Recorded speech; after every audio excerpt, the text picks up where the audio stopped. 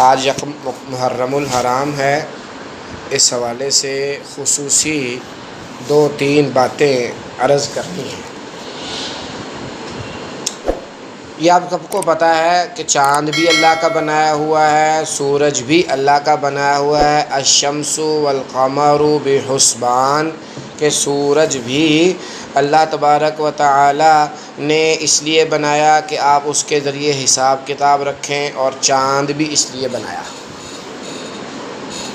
تو سورج والا سال بھی اسلامی ہے، اور چاند والا سال بھی شمسی سال، شمسی کیلنڈر بھی اسلامی ہے، قمری کیلنڈر بھی کیا ہے، اور دونوں کے ساتھ ہماری عبادات وابستہ ہیں۔ قمری کیلنڈر کے ساتھ ہماری عبادات وابستہ ہیں، اس اعتبار سے روزے کب رکھنے ہیں، عید کب کرنی ہے، قربانی کب کرنی ہے، حج کب کرنا ہے، اور عورتوں کے مثال کے طور پر عدت کب ختم ہو رہی ہے، کب ختم نہیں ہو رہی۔ اور سورج کے ساتھ بھی ہماری عبادات متعلق ہیں کہ طلوع شمس پر یہ سورج یہ نماز ہے، اور کیا کہتے ہیں زوال شمس پر ظہر ہو جائے گی، اور غروب شمس پر کیا ہو جائے گی، مغرب ہو جائے گی۔ یعنی سورج اور چاند دونوں ہی کے ساتھ مسلمانوں کا کیا ہے، تعلق ہے۔ البتہ کیونکہ مسلمانوں کی عبادات کا زیادہ دار و مدار قمری کیلنڈر کے ساتھ ہے، اس لیے قمری کیلنڈر کو مسلمانوں کے نزدیک زیادہ اہمیت ہے۔ لہذا علماء نے فرمایا کہ قمری کیلنڈر کا یاد کرنا یہ فرض کفایہ ہے۔ اگر امت کے سب لوگ ہی قمری کیلنڈر کا حساب کتاب چھوڑ دیں تو ساری کی ساری امت کیا ہو جائے گی، گناہ گار ہو جائے گی۔ اس لیے امت میں کچھ نہ کچھ ایسے افراد کا گروہ رہنا چاہیے جو قمری کیلنڈر کو یاد رکھیں، اس کا حساب کتاب کریں۔ ہاں، اس کا یہ مطلب بھی نہیں کہ شمسی کیلنڈر کو استعمال کرنا بالکل ہی ناجائز ہے، نہیں۔ انسان اپنی تجارت کے، اپنے دنیا کے معاملات شمسی کیلنڈر کے مطابق رکھ لے، اور اپنی عبادات کے معاملات وہ میں بڑا آسان طریقہ بتلایا کرتا ہوں قمری کیلنڈر کو یاد کرنے کا، اور یہ اکابر کا طریقہ ہے کہ ہر چاند کی تاریخ والے دن ایک سپارہ تلاوت کا معمول بنا لیں۔ آج یکم محرم ہے، پہلا سپارہ تلاوت کر لیں، 2 تاریخ کو دوسرا سپارہ، 3 کو تیسرا، 4 کو 4۔ ایک انڈیا کے عالم تھے، شاید حضرت شاہ عبدالعزیز محدث دہلوی رحمہ اللہ تعالی، یا کوئی اور، یا شاہ اسحاق تھے۔ ان کے بارے میں مشہور تھا کہ ان کو کشف ہو جاتا تھا کہ آج مہینہ 29 کا ہونا ہے یا 30 کا ہونا، یا کشف ہو جاتا تھا، یا واقعتاً وہ فلکیات کے ماہر ہوں گے، کچھ نہ کچھ بہرحال ہوتا ہے۔ تو وہ آخری دن اگر 29 کا مہینہ ہوتا تو 2 سپارے سناتے، اور اگر 30 کا مہینہ آتا تو ایک ہے۔ تو بڑی بڑی دور سے لوگ آ کر پوچھا کرتے آج شاہ اسحاق نے کتنے سپارے سنائے ہیں۔ اگر 1 سنایا ہوتا تو کہتے مہینہ 30 کا ہوگا، اگر 2 سنایا ہوتا تو مہینہ۔ یہ ایک بڑی آسان ترتیب ہے، تلاوت کی تلاوت ہو جائے گی، اور قمری کیلنڈر کے یاد کرنے کا نظم بھی بن جائے گا۔ لہٰذا دونوں کیلنڈروں کو برا بلا نہیں کہنا چاہیے۔ البتہ نیا سال یکم محرم الحرام سے شروع ہو رہا ہے، تاریخ کے حوالے سے 2 باتیں یاد رکھنی چاہیے کہ اسلامی کیلنڈر کی ابتدا کب سے ہوئی اور کس طرح ہوئی۔ نبی پاک صلی اللہ علیہ وسلم کی پیدائش مبارک سے پہلے عربوں کے ہاں کوئی کیلنڈر رائج نہیں۔ اچھا، یہاں پر ایک بات عموماً یہ سنائی جاتی ہے کہ اس وقت دنیا جہالت کے اندھیروں میں ڈوبی ہوئی تھی، ظلم و ستم کا راج تھا، اور ترقی نام کی کوئی چیز نہیں تھی، تہذیب و تمدن نام کی کوئی چیز ہے۔ بھائی یہ سب چیزیں عرب میں نہیں تھیں، عرب کے علاوہ کی دنیا میں روم کی سلطنت تھی، فارس کی سلطنت تھی، وہ بہت زیادہ اسٹیبلشڈ تھے، باقاعدہ ان کی فوجیں تھیں، باقاعدہ ان کا ایک نظم تھا۔ اس لیے یہ ذہن سے نکال دیا جائے۔ عرب میں ہی تھا بس، ارد گرد ماحول بڑا تہذیب و تمدن کے حوالے سے گرا ہوا تھا، لہٰذا یہاں پر کیلنڈر شلنڈر کوئی تھا نہیں، ہر سال کو کسی نہ کسی واقعے کی طرف منسوب کر کے یاد رکھا جاتا، وہ والا سال جس میں ہاتھیوں کا واقعہ پیش آیا تھا، وہ والا سال جس میں فلانی جنگ ہوئی تھی، وہ والا سال جس میں حرف بھجار ہوئی تھی، وہ والا سال جس میں حلف الفضول ہوا تھا، یہ اس طرح نبی پاک صلی اللہ علیہ وسلم کی تشریف آوری ہو گئی اس دنیا میں، پھر کہا جانے لگا نبوت کا پہلا سال، نبوت کا دوسرا سال، نبوت کا تیسرا سال، ہجرت والا سال، غزوہ بدر والا سال، غزوہ احد والا سال، غزوہ خندق والا سال۔ خیر پیارے نبی اس دنیا سے تشریف لے گئے، حضرت ابو بکر صدیق رضی اللہ تعالیٰ عنہ کا زمانہ آیا، وہ بھی اس دنیا سے تشریف لے گئے، حضرت عمر فاروق رضی اللہ تعالیٰ عنہ کا زمانہ آیا تو اس زمانے میں اسلامی حکومت بہت دور دور تک پھیل گئی تھی، تو بسا اوقات فرامین حکم نامہ جاری کرنے کے دوران دو حکم نامے آپس میں مکس اپ ہو جاتے، کیونکہ ایک ابھی پہنچا نہیں ہے، دوسرا بھی جاری کر دیا، اور دوسرا مثال کے طور پر پہلے پہنچ گیا اور پہلا والا بعد میں پہنچا، تو پرابلم ہو جاتی، تو ضرورت محسوس ہونے لگی کوئی تاریخ اور وقت کا کوئی سیٹ اپ بن جائے جو فرامین پر مہر لگ جایا کرے، فرامین پر لکھی جائے، پتہ چل جائے پہلا کون سا جاری ہوا اور بعد میں کون سا جاری ہوا، کس نے کس کو کینسل کیا، کس نے کس کو جاری کیا۔ حضرت عمر فاروق رضی اللہ تعالیٰ عنہ نے اس ضرورت کو پورا کرنے کے لیے صحابہ کا اجلاس بلایا اور اس میں مشورہ کیا کہ دو باتوں پر مشورہ دو، پہلی بات کہ اسلامی کیلنڈر کی ابتدا کس سن سے کی جائے۔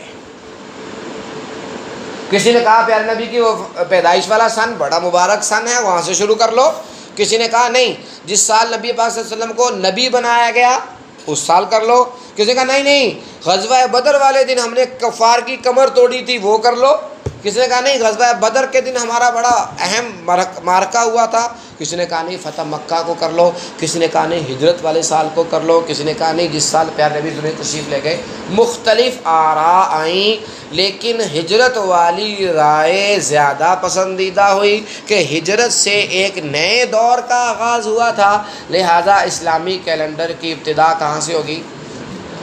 جسان صاحب باتیں سمجھ میں آ رہی ہیں؟ اس لیے اس کیلنڈر کو ہجری کیلنڈر کہا جاتا ہے۔ بھئی یہ اسلام کی تاریخ ہے، اس کو یاد کرنی چاہیے۔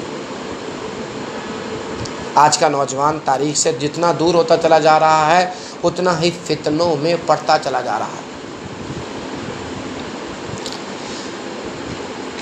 دوسرا پوائنٹ یہ تھا کہ اسلامی سال کا آغاز کس مہینے سے ہو۔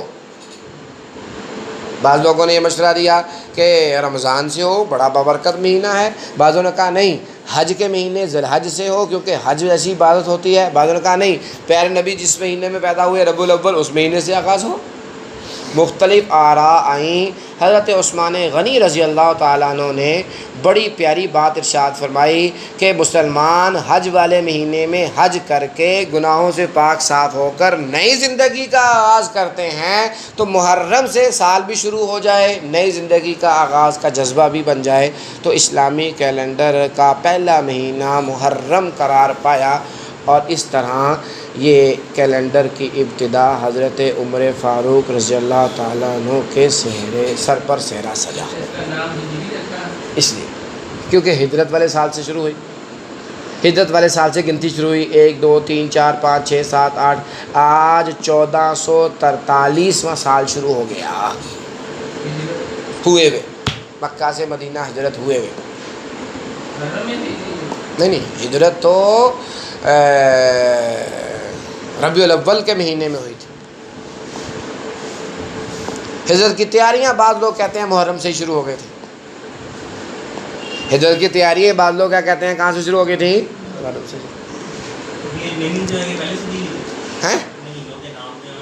ہاں مہینوں کے نام تو پہلے سے ہی چل رہے تھے۔ ان عدۃ الشہور عند اللہ 12 شہرا، قرآن میں آیا کہ مہینے 12 شروع دن سے ہی چلتے آ رہے ہیں۔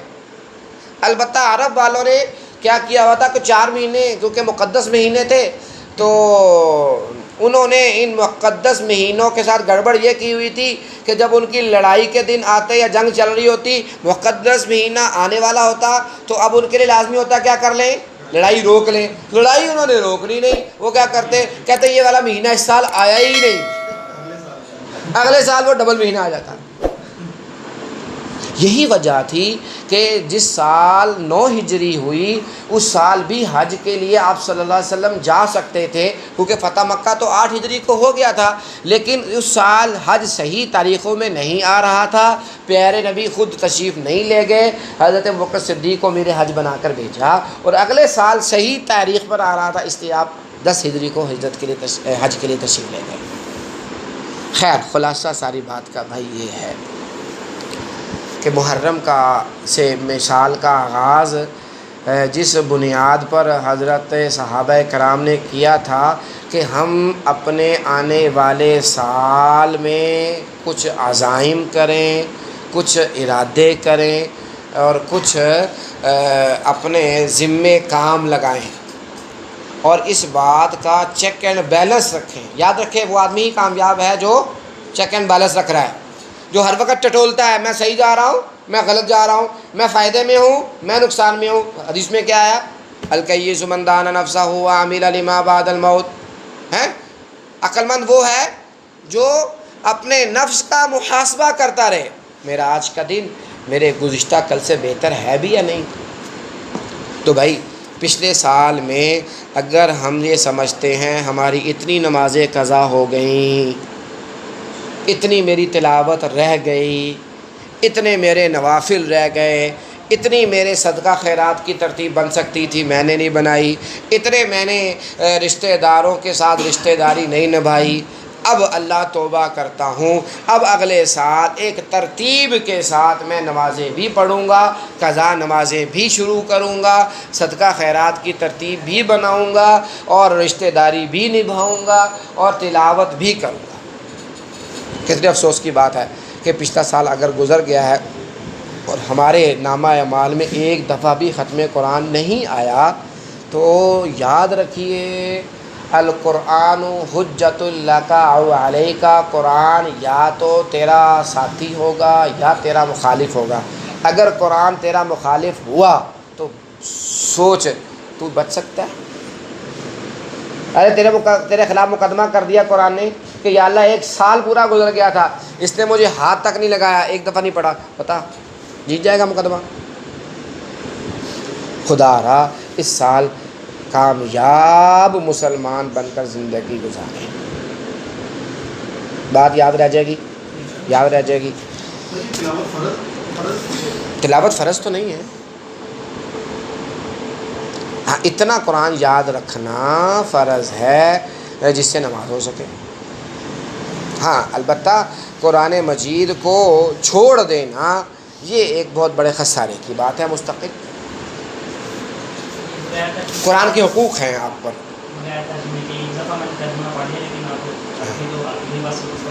بغیر ترجمے کے ساتھ پڑھیں قرآن، چاہے بغیر ترجمے کے قرآن پڑھیں، بہرحال فائدہ ہی فائدہ ہے۔ جی چلیے جی آج شروع کرتے ہیں۔ بابو ذکر الکلب، ان حدیثوں کا بیان ہے جن میں کتے کے حوالے سے معلومات ہیں، احکامات ہیں کہ کیسا کتا پالنا چاہیے، پالنا بھی چاہیے کہ نہیں پالنا چاہیے، اور کون کون سا کتا نہیں پال سکتے، کتے کو مار سکتے ہیں کہ نہیں مار سکتے، کون کون سے کتے کو مار سکتے ہیں۔